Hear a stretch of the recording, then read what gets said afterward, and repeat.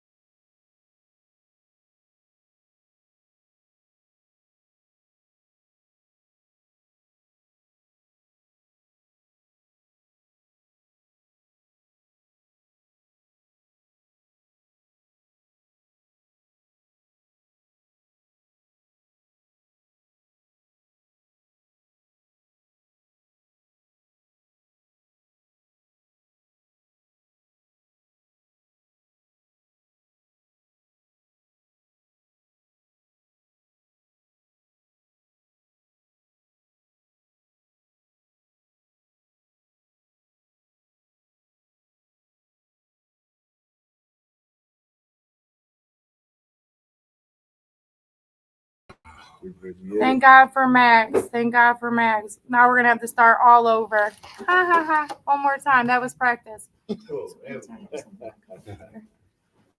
God, you ready? All right. It's been a while, y'all. Here we go. One more time. One more time. All right. Thank you guys for waiting. We see we have a viewer or two or some. We know Max is out there waiting, and thank God for him because we didn't realize we were muted. So if you are watching this, we apologize. I guess practice makes perfect. So let's take it off from here. Everyone, I am Gina Kenny. I am the president of EPIC, Ensuring Parole for Incarcerated Citizens. Very grateful to be joined today by our national partners with Abolish Slavery National Network, Mr. Dennis Febo.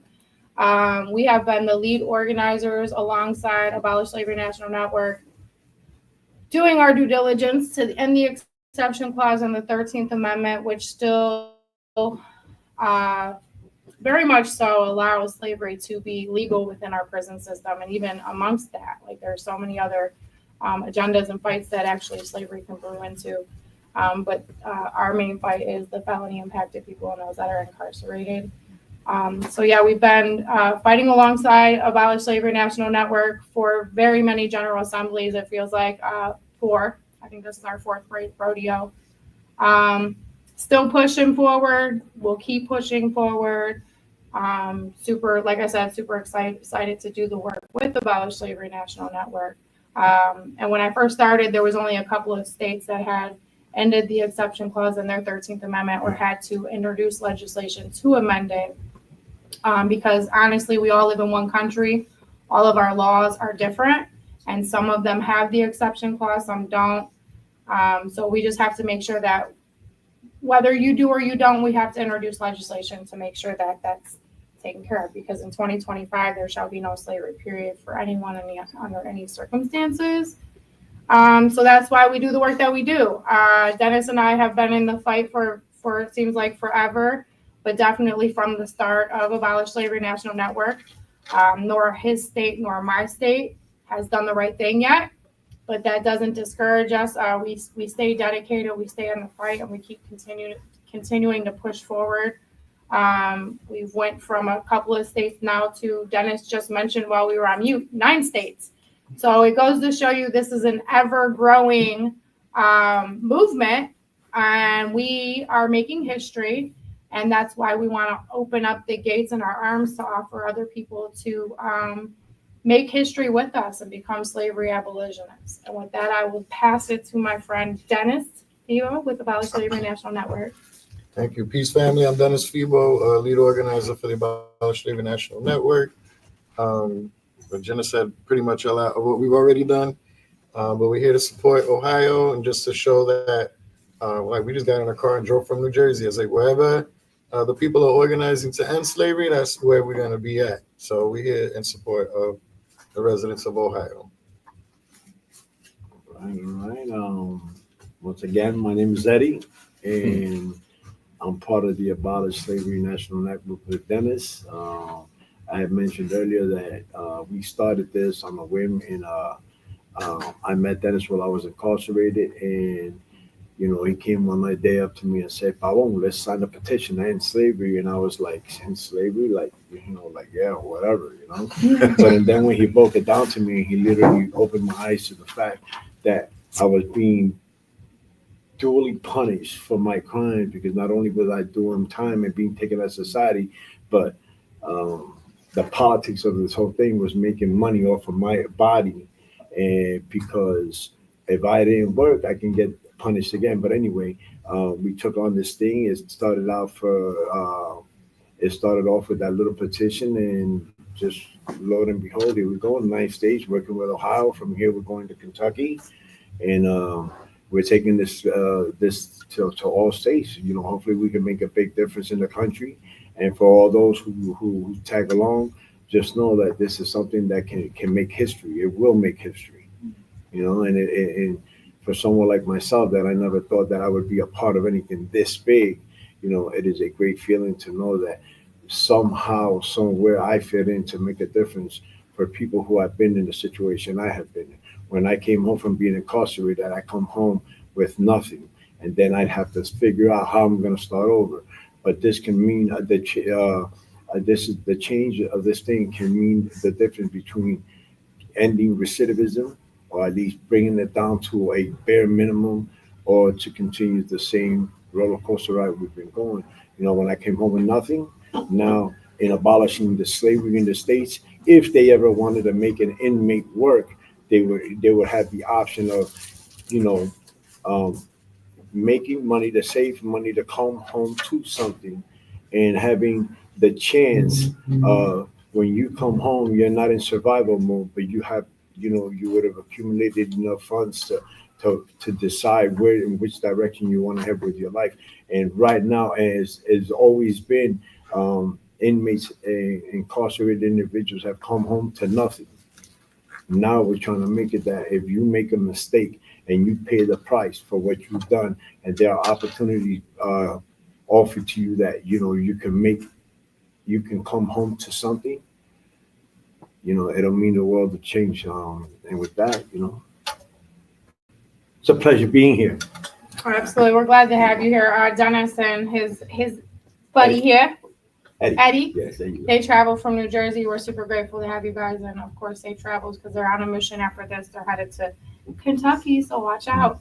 And with that, no further ado, I will introduce you to EPIC's Vice President, Bernard Keith, who has quite the history of being enslaved himself. Well, my name is Bernard Keith. I'm a criminal justice parole consultant and vice president of EPIC, Ensuring Parole for Incarcerated Citizens. In Ohio, if a man does 1 day or 30 years, when he's released, he gets $75, an exorbitant fee. Right. He has no opportunity to become self-sufficient upon his release from an institution unless he has family or some other public resources that may be available to him, which are nil, few, and none. He may have worked his institutional job for 10 years, 20 years, all right? And generally, your institutional jobs, you have a supervisor who's a staff member, but the ones that actually do the actual labor, the actual plumbing, the actual painting or whatever, is the prisoners. And that's not slavery, what is, you know? And that's why, you know, EPIC is a part of this, and we're concerned about individuals being released and being self-sufficient upon their release. And with that, I will introduce you to EPIC's newly appointed event organizer. So super grateful to bring him and his colleagues and friends and his network to this fight. I'm gonna let him talk a little about himself, but a little back history. Brian is newly, let me tell you, he's a go-getter. Anytime I share anything, anytime I am talking about I need people, like, he's definitely reaching out to me with no hesitation. How can I help? Here's some money. Let me donate this, that, and the other. Like, he's truly like wanting to be a part of everything that EPIC does. So I had no other option but to make him my right-hand man right now. And in the audience, we have our EPIC, still trying to figure out, he's an everythinger. But Daniel Moore. But with that, go ahead, Brian, tell them a little bit about yourself. Thank you, Gina. My name is Brian Shoulders. I've known Gina and Daniel and Gina's husband for almost my entire life. I work directly in the community with newly sober men. I myself am sober 3 years, and I work directly with those people to help inform them of things like this. I'm eager to educate myself about everything that EPIC stands for, and get involved any way that I can. I feel like, you know, this thing impacts the people in the communities that I live in and work in, and educating the people about things like this, such as some things that Gina brought to my attention today that I was unaware of as a person who is incarcerated only temporarily, shortly. But as a felon, yes, as a felon, there are 3,600 collateral sanctions in Ohio. These sanctions are barriers that affect felony impacted individuals and their families. Many face these barriers upon reentry from incarceration. These barriers include, but are not limited to, housing, employment, life and medical insurance, schooling, and owning or possessing a firearm, etc. I feel like it's important for people to know these things. As I said, there are 3,600 collateral sanctions in Ohio. And to me, that's just outrageous. It makes it hard for you to get a job, to rent a home. And it doesn't just affect the person who is previously incarcerated, it affects their entire family and the community that they're involved in. These things need to change. It's not that they can't be changed. People need to be aware of it and get active. And if nothing changes, nothing changes. If you can't find a good person, be a good person. Get out there, educate your community about these things. Somebody needs to do this, and EPIC stands for change, and this is what we're going to do.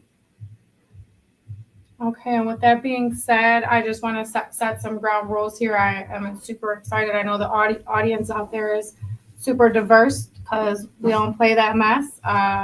We all are affected, whether you're white, black, Puerto Rican, Asian, purple, yellow. I don't care what you claim. We're all one race, human race. We're better together. We got to stop letting the government divide us. But even in our audience, I know live can't see our audience, but it's pretty diverse out there as well. So thank you for everyone for tuning in. Those that are here presently, thank you for being here in presence. Like I said, it's going to take more than just one of us. It's going to take more than just what's in this room. But as I tell my board members, if you can persuade one person a day to be like-minded like you, imagine how many more people that one person is going to persuade throughout their lifetime. So I know it's hard work. I know that the conversation is hard to, even talking about incarceration, it's a very hard conversation to have amongst each other. But I feel like if we made it more comfortable for people to come out and be like, hey, look, I got somebody incarcerated, or hey, look, I just put so much money on my guy's books, it might encourage someone else to do so too. Unfortunately, I will say that I was taught that slavery was abolished back in 1865. And it wasn't until I started EPIC when I realized that when I was fighting for parole guidelines and Reconstruction, that there was a reason why I was going nowhere but up against a big wall. I already know it's a giant, but there should be some type of common sense that we have to set some type of rules and regulations to be able to bring home and realize that slavery was still brewing in our prison system. That changed the whole fight, right? And then I was thankful to, and Max is actually posting some comments there. And then I will have our assistant over here read them to us. It looks like we might be slow froze. We're slow, is that what he's saying? You're getting a lag, but then it's not when you say slurs part of the question. And then wasn't slavery abolished in 1865? Dennis, hit it. Let him know. Right. Hit it, We're Dennis. going to let Dennis answer this. Yeah. Oh, those are the questions. Did slavery end in 1865? So the first part of the question was, what do you mean when you say slavery and slaves? Right. Slavery, we accept the definition was called the Bellagio House, that slavery is a status that is imposed upon someone that denotes ownership and complete control and power over their body. And this is why they're both put together. Slavery as a status, and when someone is subjected, here the conviction, it could be a misdemeanor, right? But what happens is civil death meant that you were removed from your civil rights. No one says this, right, in the courtroom when you're getting locked up, that you're et cetera, explaining that you basically start to lose access to your constitutional rights, right? So that someone who is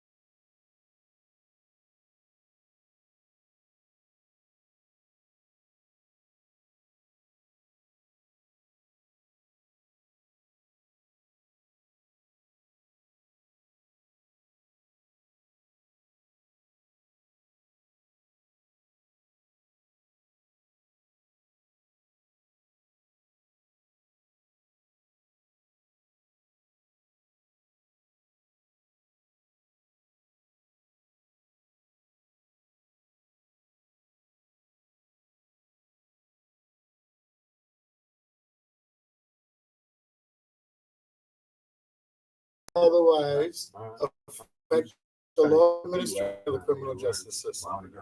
Meaning that that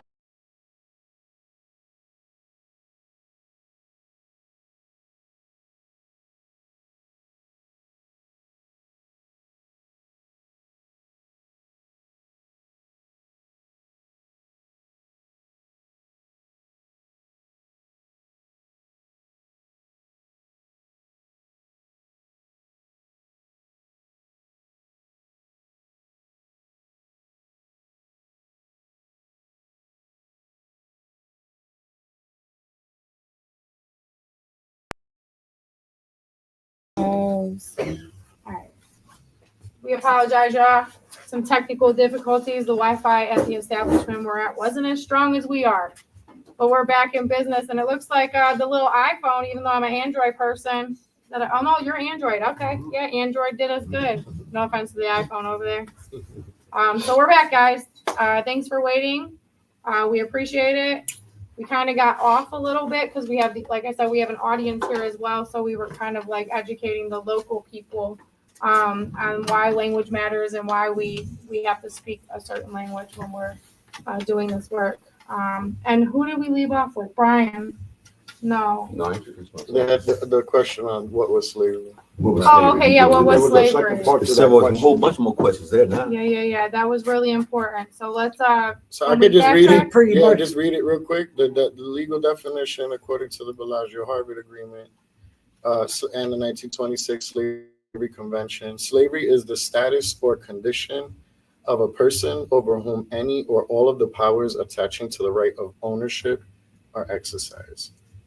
Right, that could be interpreted in 1,000 ways, but Yeah. referencing things that make it look akin to the body being owned.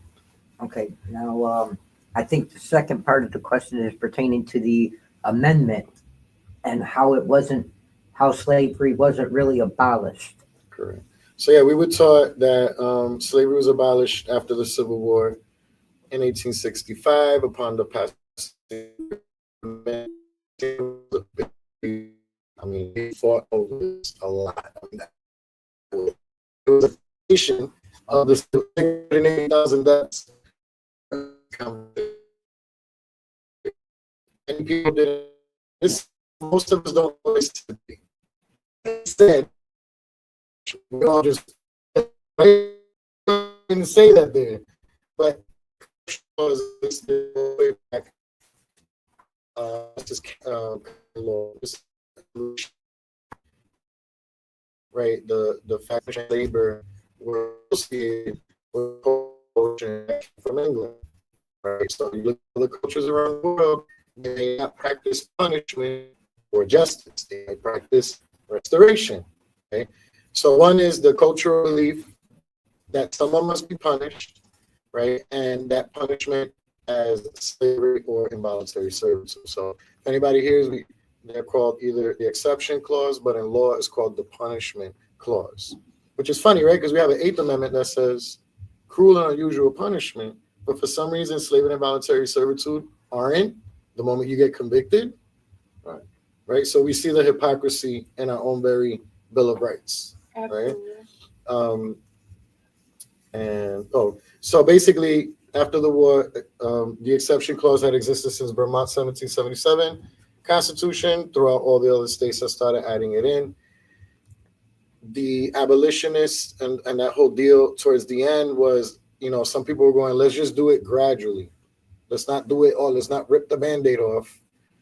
And gradually ended up looking like Lincoln signing the 1862 Emancipation Act and using $1 million from the Treasury Department to give reparations to the slave owners, depending on the worth of that enslaved individual.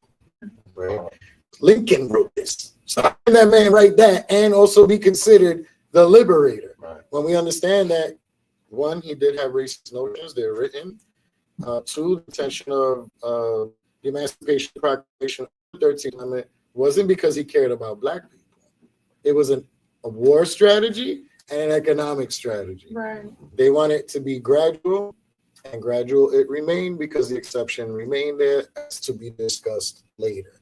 Well, over 150 years later, we have not revisited the conversation until now. And I'm so glad that we are, and I'm so glad that we have some extra, individuals around that are actually definitely interested. Because, like I said, it's been a long haul for us. I know Dennis feels my frustration because, like I said, we keep seeing all these states that come on after us, and they're getting through like this. I mean, I'm not going to say it's that easy, right? Because it is definitely Oregon is 6 weeks. I mean, damn, 6 weeks to the ballot. can never be us up north. No. You know what I'm saying? And you would think the South would have the hardest fight, right? And it's just They're it's passing. weird. So I've always considered us up here in Ohio, the Alabama up north, our prison system, all that. And like I said, it's absolutely sickening what you can be woke up to once you really start. Once that's in your mind and you really start doing the research, you're just like, damn, even if you've been incarcerated and didn't know, you know what I'm saying? Now it's like, damn, that makes sense now. That's why I had to do this. That's why I had to do that. I mean, it's the silliest thing, especially like during COVID when,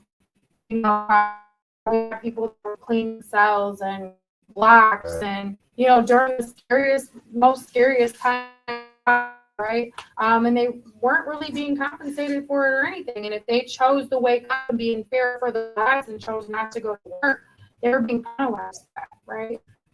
That kind of goes to show like how serious it is. Why are people getting punished for not wanting to work for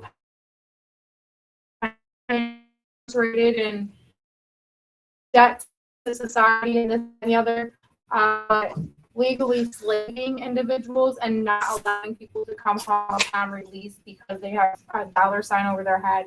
It just doesn't sit well with me. And I know, and I have felt as soon as I was woke up to the 13th Amendment that mass incarceration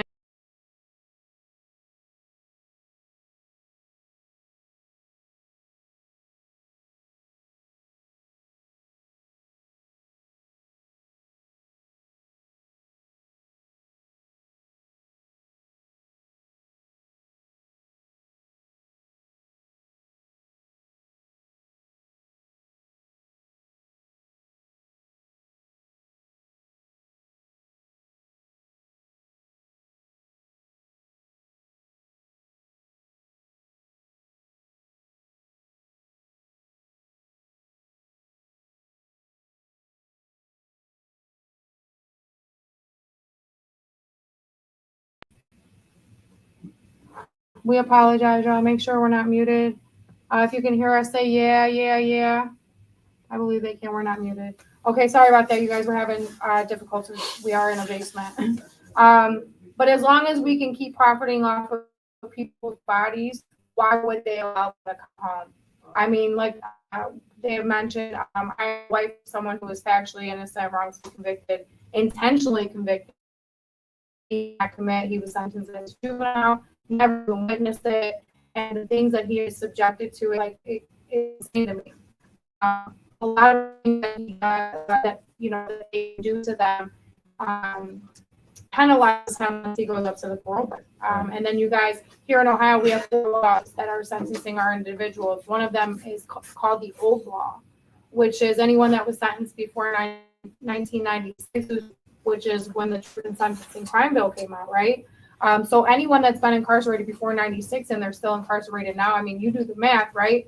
They're really being held hostage in the system, and they're being considered the worst of the worst. If there was no rehabilitation in our prison systems, why are we putting rehabilitation back into DOC here in Ohio? We changed our name, right?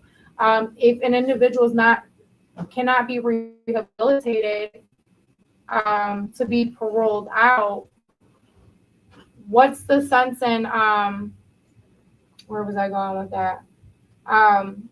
What's the sense of them having a chance, right? Here in Ohio, our parole system, a life with a chance of parole is equivalent to a life without parole sentence because of the discretion of the parole board. But I really feel like the parole board looks at, the people that have really good family support, those that are like, bringing in the money from the calls, the visitation. Once you go up for parole, I feel like they really focus on that. And if you really have support, it's like, yeah, no, we're going to keep you forever. like I said, it's all profit. Everything that they can do for an incarcerated individual, everything is profit. And the people putting the bill is us as taxpayers. It doesn't matter what color, race, job, profession, whatever. We as taxpayers are footing the bill for mass incarceration. Like I said, 130% over capacity. We did absolutely nothing to bring that number down, which is sick, right? So yeah, as long as we keep human trusting bodies and we don't stand up and speak up about it and let people know where this came from, slavery is still going to be growing. You know, I think Dennis almost touched on a very big subject, though, speaking about the abolishment of slavery and all that. The question where you spoke about humanity, like that's one thing that they, for real, inside these institutions really do